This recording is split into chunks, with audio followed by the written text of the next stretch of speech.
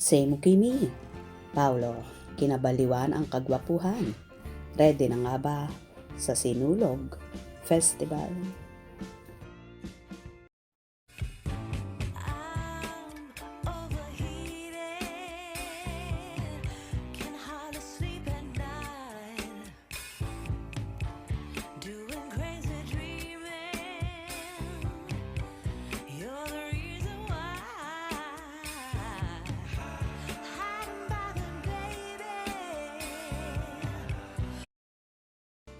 Pinagkaguluhan nga at pinagpiestahan ng mga Kimpaw fanay ang video ni Paolo Abilino kung saan lutang na lutang ang kagwapuhan, kaya naman hindi makakaila na lalong in love ang rumored kasintahan na si Kim Chiu.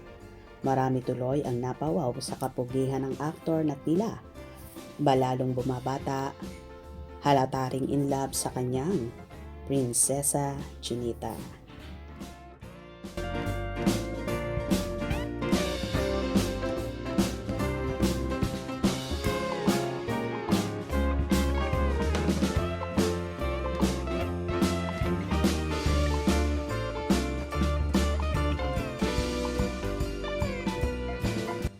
Marami naman ang nagtititili sa kagwapuhang yon ng aktor at may kanya-kanyang hanash. Tama, ganyan ka kapogi asawa mo. Kahit loyal sa'yo pag may maglalandi sa kanya, ewan ko lang, ang mapatunayan mo lang kasal kayo. Legal, hindi kabit. God is the power and prayer. Bagay sa kanya yung high cut. Tumataba ang mukha pag mahaba ang buhok niya. Kim, di ka muna magpakasal kasi maraming may gusto sa'yo. Si Paulo lang ba? Kaya mo yan? Kupitan mo na. Willing-willy siya pagmasdan ang face ni Pau. Awesome. Pick. Nice cut, Pau. Guwapo. Pogi yarn. Nice cut. Paulo. Yung ilong. So sharp. God bless sa event sa Cebu. Keep safe. Excited na akong makita ulit in person si Paugi. Ang pogi ni Papi Pau. Nagmistulang statue, ha ha ha ha. Yes, kagigil ang kagwapuhan. Prepare yan para sa Sinulog sa Cebu. Ingat Pau, ang Paugi. Handsome, the best ka talaga.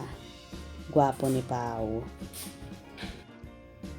Kung lutang na lutang ang kagwapuhan ni Paulo at tila ready na sa Sinulog sa Festival ngayong darating na January 18, 2026.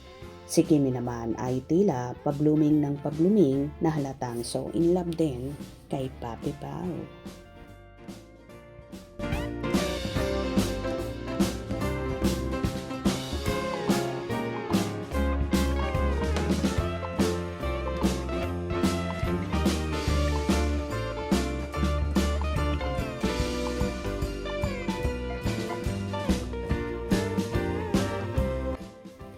Iba talaga ang nagagawa ng in love, gumagwapo, gumaganda, at bumabata pa.